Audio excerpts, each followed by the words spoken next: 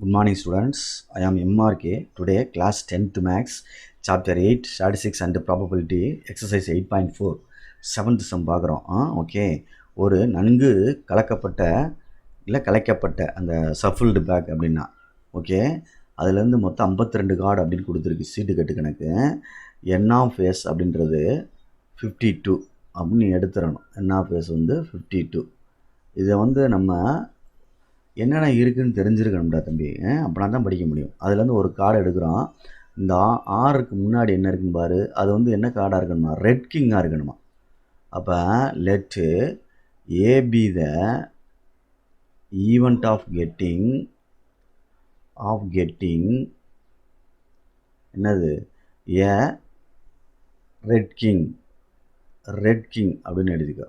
ஆறுக்கு முன்னாடி என்ன இருக்கோ அதை மட்டும் வாட்சிப்பார். ரெட் கிங் அப்படின்னு சொல்லல, என் ஆஃப் ஏ அப்படின்னு சொல்லல, 2 இருக்கும் கிங்கு ரெட்டில். ஒன்று டைமண்ட் ஒரு கிங் ஒன்று இருக்கும், ஆர்டினில் ஒன்று இருக்கும். அப்போ பி ஆஃப் ஏ கண்டுபிடிச்சோம்னா N of A by N of S.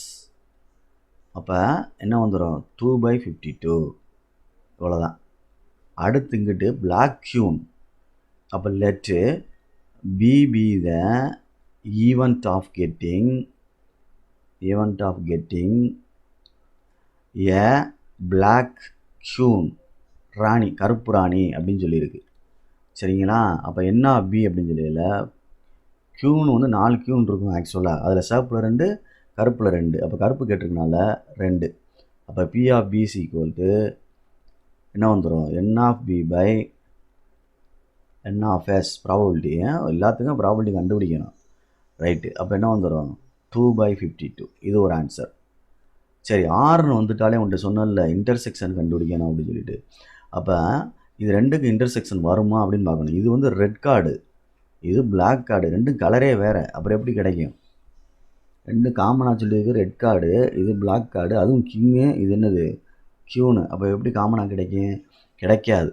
அப்போ A and B are mutually எக்ஸ்க்ளூசிவ்னு சொல்லுவாங்க. A and B mutually exclusive அப்படின்னு சொல்லுவாங்க. ஒன்றுக்கொன்று விளக்கிய சார்புன்னு தமிழில் சொல்லுவாங்க.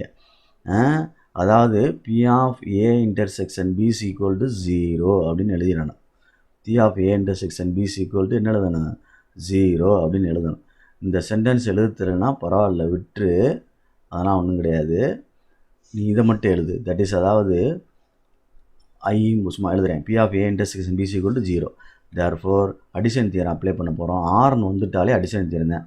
B of A union B equal to P of A என்னது, P of A plus P of A plus P of B minus P of A intersection B.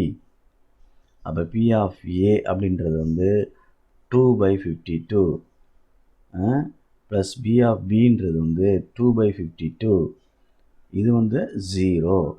அப்போ 52 காமனாக எடுத்துட்டோம்னா மேலே 2 ஆட் பண்ணோம் 4. ஏன் 1 4s are 4, 1 4s are 4, மிச்சம் 12, 3 4s are 12, 1/13. இதுதான் இதுக்குள்ள ஆன்சர். ஓகே, கேர்ஃபுல்லாக படிச்சுக்கா. தேங்க்யூ.